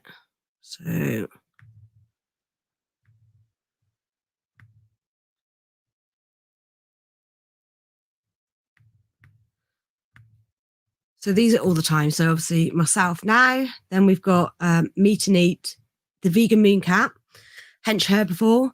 Gigi's a new YouTuber. Well, she's not new. She's got quite a big channel, but I've never heard of her before. So I was checking her out.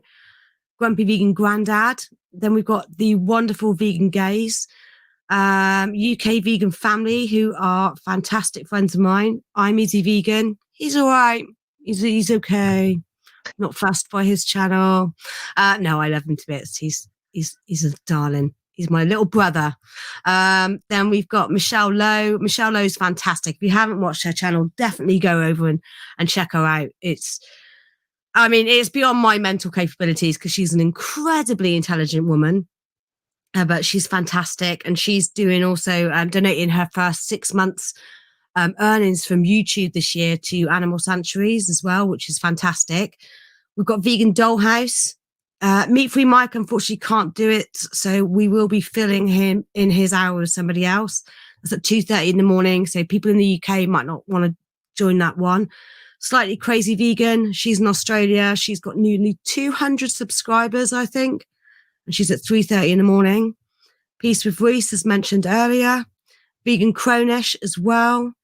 Chris Hines, my friend George, Carnism Debunked, and then back tomorrow morning here on this channel. So that's the link tree, which is in the description, and you can find it on there.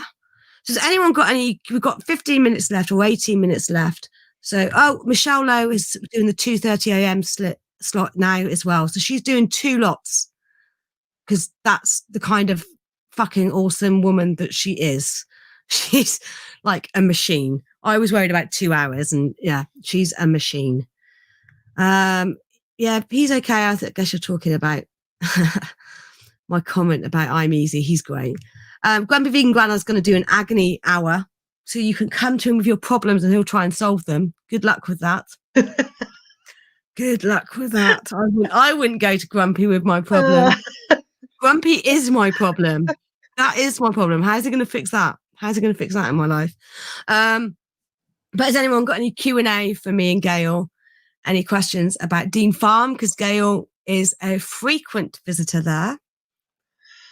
Or any questions about activism?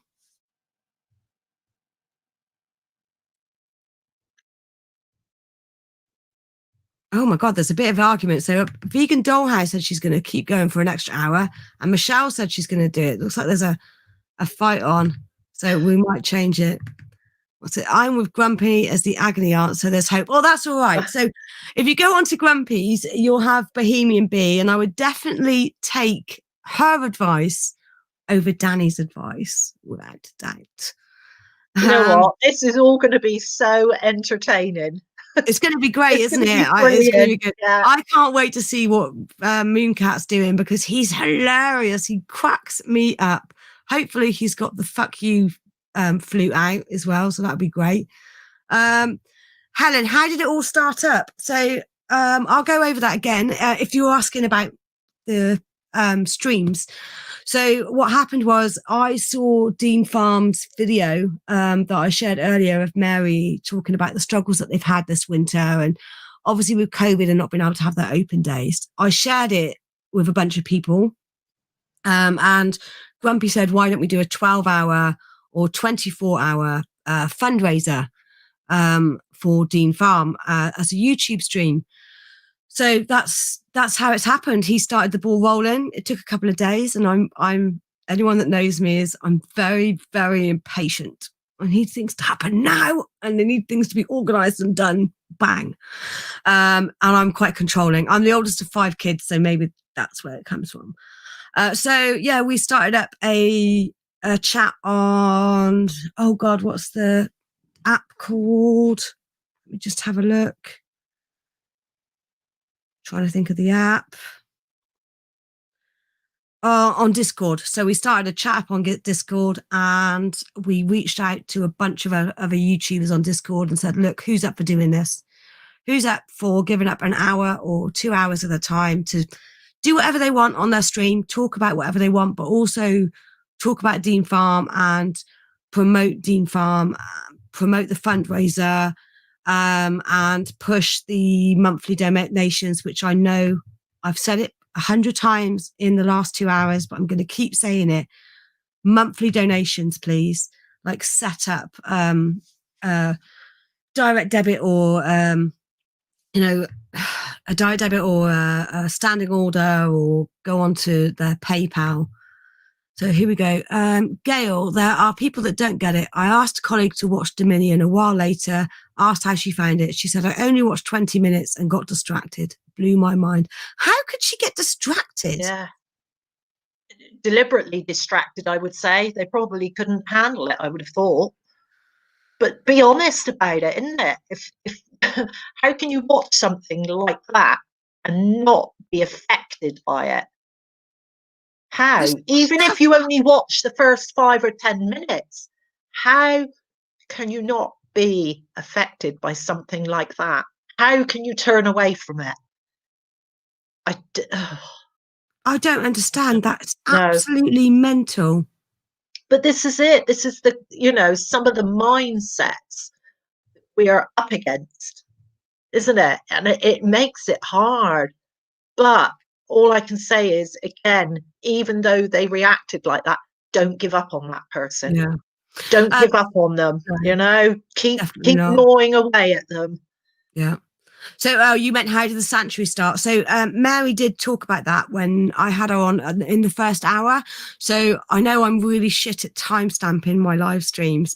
I'm kind of on top. I've still got to finish Ronnie Lee's, but I will. This is really important. So I will timestamp this video, and you can hear about how she got inspired to start the animal sanctuary. And it's incredible, because it's a story I didn't know about. So, and I actually was meaning to get her on for a while, and so I'm glad that she got on today. What's this? Brilliant. Get the flute out. Get it out. Brilliant. Well done, Michelle. She's amazing. She is amazing. What's this? I'm Easy Vegan's got a bottle of wine. I will have a bottle of wine, and I will come on to I'm Easy Vegan's stream and be a bit tiddly. Probably not wise for my YouTube career, but fuck it. Yeah, no worries. Helen, you are more than welcome, Han. And thanks again to everyone that's watching. The flute. If anyone doesn't know what we're talking about when we're talking about the flute, then go to Vegan Mooncat's channel and just watch his fuck you flute video. It's bizarre, but also hilarious. Like, I was crying, absolutely crying. Any other questions? We've got 11 minutes remaining. Wouldn't be the first time I've seen Rebecca Tiddly on a stream. No, probably wouldn't. I have joined UK Vegan Family Stream a little bit tiddly before, so I know I shouldn't do it. I slur, and that's the problem. When I've been drinking, I'm slurring, and it doesn't sound great. Like something made in the 80s. It was brilliant. Have you got anything you want to say about Dean Farm or your favourite animals there, Gail? All of them, really. I love the pigs. I love the pigs. I always have done. But, and again, now the cows are in there. It's just amazing to have those there. I don't know, all the chickens, Tina the turkey, even the rabbits, all the donkeys who can be quite vocal as well, which is brilliant. I think the fact that you can, there are so many different ones there, and they've got their rescue dogs as well at home with them, which they say from puppy farms and things. So yeah, and you can interact with these animals. They do, like Mary said, it's not a petting place. It's not about that. And so the interaction is totally different. Yeah, if like when you came with me, Rebecca, we couldn't see the cows because they'd moved them to a different area of the sanctuary. I only go for the cows. I know, and I mean, and Mary did try with us, didn't she? She took us down there, but because they had gone so far through the woodland and into another paddock, and like she said, it wouldn't have been safe to try and find them if they all came running up towards us. We've got no chance, So the fact that none of the animals are forced to do anything, and we don't force ourselves onto them either, that this is their home.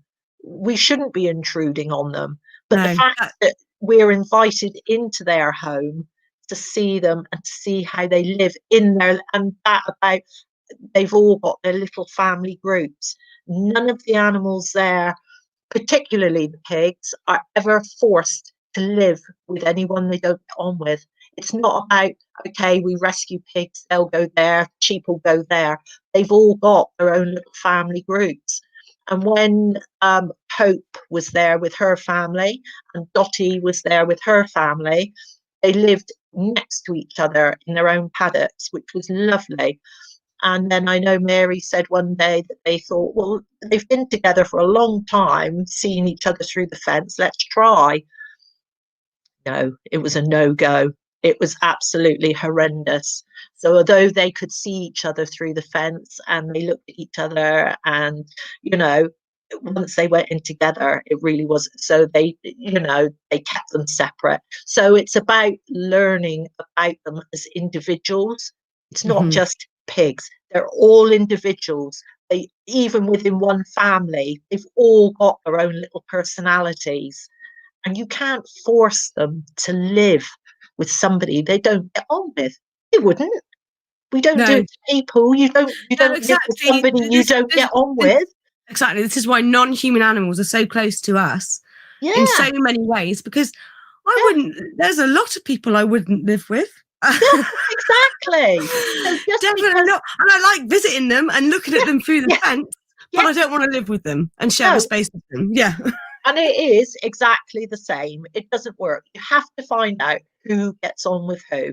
And the fact they do that, again, not all places do that. They do put them all in together and that's it. They think that they're doing their best. And, yes, they've rescued them, but you still have to treat them as individuals and find out about them. And, like we do our cats and dogs at home, they're individuals to us. They're part of our family, aren't they? They're family members.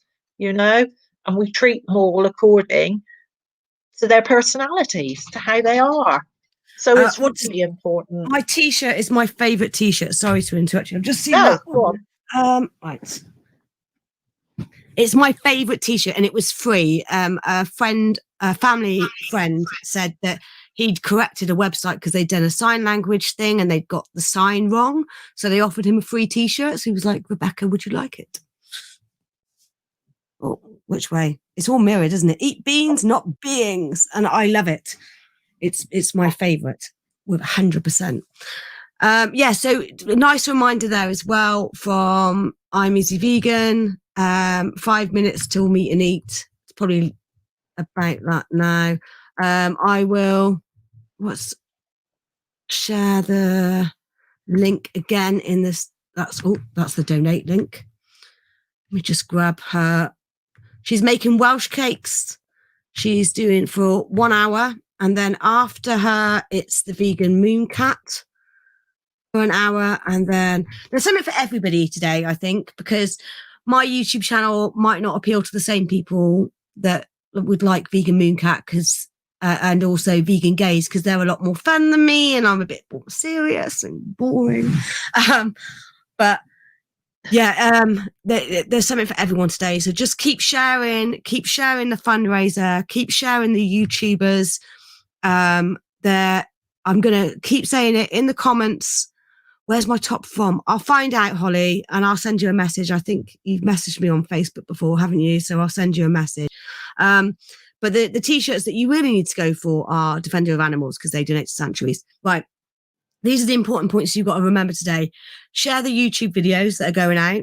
There's the link tree, which is in the description. You can find out who's on at what time. Okay.